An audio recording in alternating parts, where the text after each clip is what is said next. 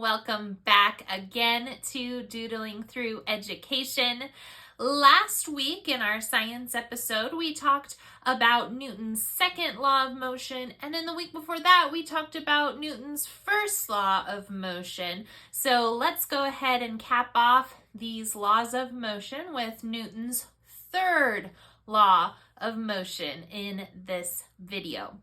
Before we get started, I wanted to remind everyone to go ahead and subscribe to this channel so you don't miss a single episode from Doodling Through Education. So let's go ahead and start doodling. Newton's third law of motion states that for every action or force, there is an equal and opposite reaction. This can be a push or a pull. For example, if object A exerts a force on object B also exerts an equal and opposite force on object A. An example of this is when you sit on a chair, your body exerts a downward force on the chair, and then the chair actually also exerts an upward force on your body. There are two forces resulting from this interaction, right? A force on the chair from your body and an opposite but equal force on your body from the chair. These two forces are called action and reaction forces, and this is Newton's third law of motion in action. So when studying this further, it is important to note that forces always come in pairs.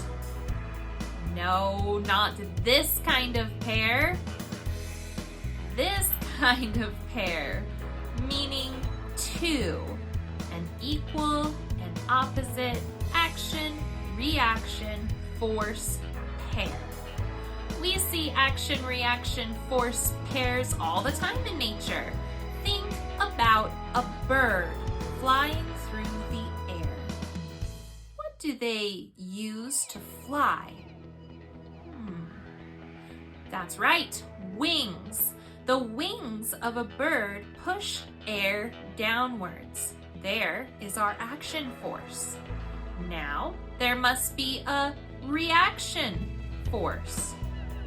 What do you think it is? That's right, the air must also be pushing the bird upwards as well. Newton's third law makes it possible for birds to fly through the air with their wings. Let's think of another example, and that is that of a ball. If you throw a bouncy ball at the floor, what happens? That's right. When it hits the ground, it bounces back up. The ball exerts action force, and the ground exerts the reactionary force of an equal amount. This makes the bouncy ball bounce off the ground. So what happens if you throw a bouncy ball harder at the ground? Well, it will bounce higher due to the reactionary force being equal to the action of the force. So if you throw it hard, it will bounce high. If you throw it slow, it will not bounce as high. Or let's even think about standing on a boat or even a floaty in a pool. What happens when you jump out and off of it? You put an action force on it, and it is then pushed in the opposite direction across the water that you are jumping. Lastly, I want you to consider something you may have never considered before, but it has to do with Newton's third law of motion. The Earth is constantly pulling you down to it. I'm sure you know what this is called.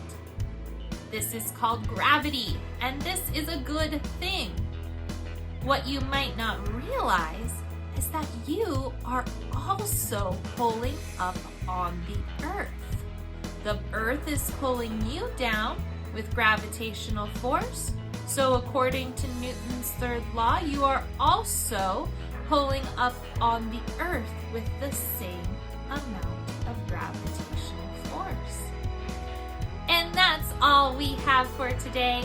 This week, look around your house and think about how Newton's third law of motion applies to your life. What are the things in your house or your room that are putting forces on other things? And what are the opposite but equal reactions on those things? And on that note, remember to be kind, follow God's will, and take care. Bye.